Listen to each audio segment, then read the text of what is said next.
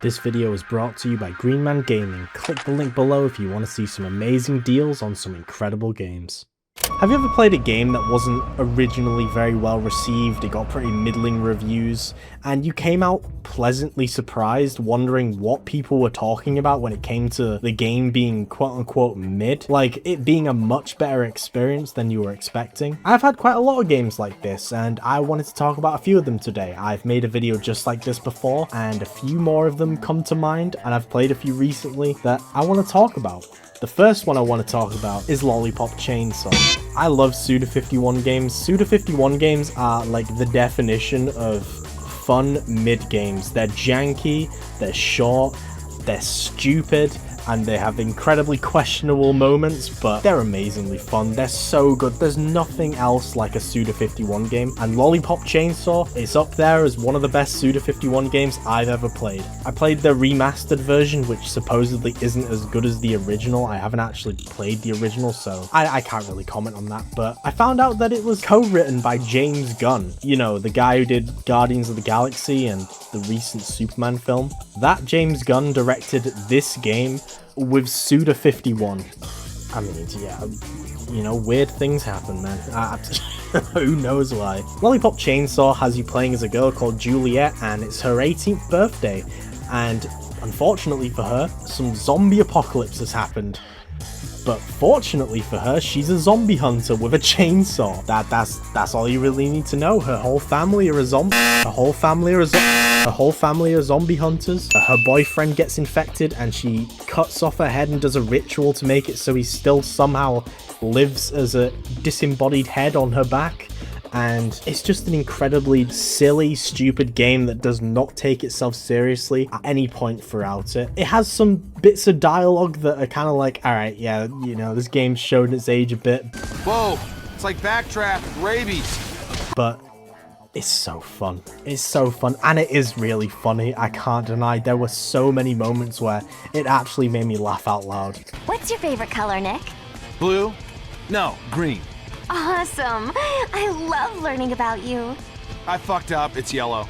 Gameplay wise, it is pretty janky, but I think that might just be because I never really got used to the combat. Like, the goal is to combo with like cheerleader moves, like with pom-poms and shit, and then use your chainsaw after to try and kill as many zombies at once as possible with like slow, wide swipes.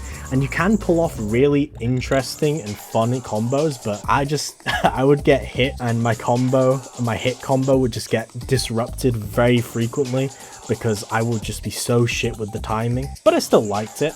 There are some gimmicky moments because it is a Suda51 game, you know, he likes to think outside the box, and sometimes it works, sometimes it doesn't, and in this case it doesn't really work all too well, but I can look past it because it's a pretty short game, it doesn't outstay its welcome, and it's a Suda51 game. His quote stands so true about Metacritic scores, and I'm so glad that he's one of the few directors who is sticking to that. Keep making more games. I need to play Romeo as a Dead Man. That game looks so fun.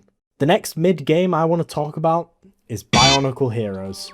Does anyone remember Bionicles? If you don't remember Bionicles, you were probably born in like, what, 2020? Bionicles were so cool. I don't know why they stopped making them. They were the coolest things you could collect. I vividly remember when I was younger, going to Toys R Us with my mum. It was me and my brother. He got FIFA and I got a Bionicle, but he also bit kids when he was younger, so I think that says more about him and his purchase choices. But yeah, Bionicle Heroes. It is literally a Bionicle game that plays like Resident Evil 4. A restrictive Resident Evil 4, but still Resident Evil 4. It's an over-the-shoulder third-person shooter game where you play as multiple different Bionicles that you could physically buy back then, and you'd go through different worlds and fight a big bad enemy called a Paraka at the end, and I really liked the Desert Paraka. That was the Bionicle I went to Toys R Us to buy. I still have him somewhere in my childhood home. I will find him one day and I will treasure him. I think I had the red one as well, or was it the blue one? I don't know. I love these guys' designs. They're intimidating, but also really goofy looking at the same time. They look like weird metallic versions of Captain Quark from Ratchet and Clank. And each one is kind of themed around a different element, like the blue one's in a watery area, the red one's in a fire area, the white one's in a snowy area. I could really go on. Really, you understand how elements work. It's pretty basic design, but it was cool. It was really fun going through these areas, and I really liked the different mechanics with the different masks, where the different heroes acted as different weapons, and you could switch between them at any point. But it was kind of like a Doom level where you had to find them in each level. You didn't keep them at the end of a level. You had to find them throughout, and then you could equip them there. So it required a bit of strategy, and each one had a completely different weapon. Like there was the shotgun one, the blue one that had a little water stream. There's one with like grenades that you could throw out. It was just really fun. It was pretty easy from what I remember. Like if you got enough of the little currency, you could turn gold and you were just invincible for a pretty long period of time. The music went hard though. It was very cool. I really enjoyed it. It was a very good game. I really want them to remaster this. If you're gonna remaster any game, please remaster Bionicle Heroes and put it on Steam or something. I want to play that game so bad again. I probably have it somewhere in my childhood home on PlayStation 2. Probably all scratched up and shit, but it was such a good game that wasn't that well received, even though it was a masterpiece. It wasn't a masterpiece, but it was fun. It was fun. The next game I want to talk about that people did not like is DMC Devil May Cry. Now, critics did like this game, and this is one of the few cases where I agree with critics, because DMC Devil May Cry is a really good action game. Alright, I know Devil May Cry fans hate it, completely understand it. As a Devil May Cry fan myself, I hate the fact it's called Devil May Cry, but you can't deny it's a good game, you know? It's got good gameplay, it's got pretty in-depth combat, and it does do some things better than the OG Devil May Cry series. I hate to say it. It does platforming better. That's the main thing. It does platforming better. Platforming in the original Devil May Cries, I would literally rather and then do the platforming in those games. DMC Devil May Cry streamlines that shit. It actually makes it fun. It makes it really fun. And also, like, traversing the environments, the level design, like, visually looks incredible. Same with the bosses. Some of the bosses were really creative and interesting. And it goes for a quality over quantity approach, unlike something like Devil May Cry 3, where I would argue there are more pretty annoying bosses than good ones. A majority of the ones in this are actually really good and fun to fight. It's just a real shame that Capcom were going through a really weird era at the time, and they were like, oh, let's westernize Devil May Cry and make poor Ninja Theory do it. If Ninja Theory made this game and it was under a completely different name, this could have been a franchise. I'm saying it here and now. This could have been a franchise. It is genuinely a really good game, and if you've been hesitant to play DMC Devil May Cry because you love the original series and you just don't want to give it a try because of that, and I don't blame you, but maybe if you get it on sale, you know, you can refund it if you don't like it, but it's a good action game. If you're craving an action game and you've played them all, you can't go wrong with DMC Devil May Cry. It is actually good. The last game I want to talk about is actually another Suda51 game, and that is Shadows of the Damned. This game had a very turbulent development, so I completely understand why a lot of people may think it's quite mid. The publishers were originally EA, and this was back then when EA were probably like somehow worse than they already are, and there was a lot of publisher meddling and all that stuff, and a lot of stuff was cut from the game. I think it came out pretty rushed, and it's a shame because Shadows of the Damned had so much potential. Genuinely, I love it. It is my favorite Suda51 game, and it was also directed by Shinji Mikami.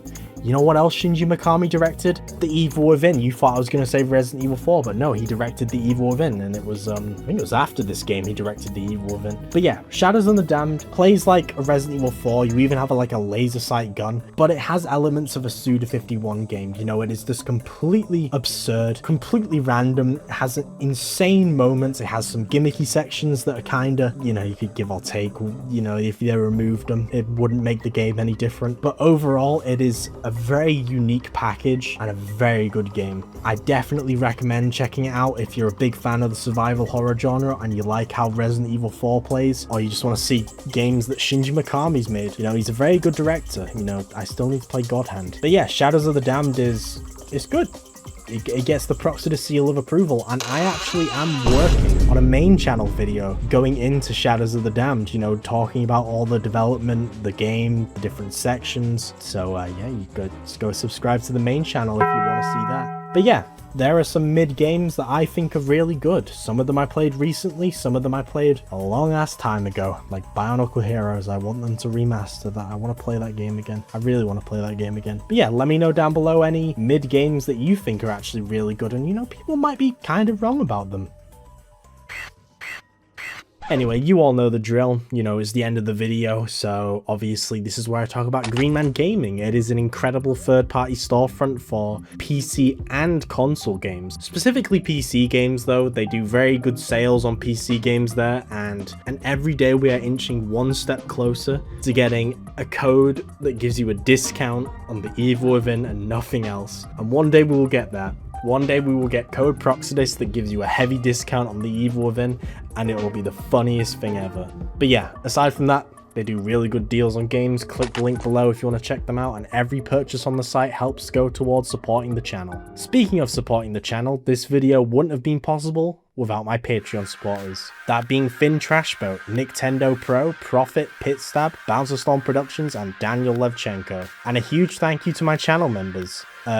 Nikki the Pro LP, I think I said that right, Matt2601, Kindly Bacon 18, First Under Gaming 340, Clinton Lake T5C 6X, Wentel Swanky Pants 677, Adriel Low Young 8770, Mr. Salsa 2053, J Rash, Shake the Heavens, Imdisc Inserted, NCR 8111, Courtney Williams DR9TB, Zello 007, On The Go Gaming 109, Eteria Sigma, Quack29, Plates Fly 8362. By the way, man, I just want to say I love your little discombobulated ginger cat icon. It is very funny and it brings me joy. Liam Talks About, Chowder 1326, Marshallah 4566, Marcus Platts, Joshua Whitford 5509, Evan Underhill 2342, Bidoo for Doom, Gabriel Padro 5589, Scary 1407, Eggy 613, Riff King 66, Andreas Stewart 8871, Galaxy 11243, Glusky 36, Lodi 38, The Slopped Hog Within, El Hayes 117, also known as Some Balding Guy Rambling Into the Void, Griefgar, and Resistance Lion. Thank you guys so much for watching. You know, I always absolutely appreciate the fact that you're willing to spend money to support me. It means so much to me that you all enjoy my content that much. And yeah, I'll see you all in the next one.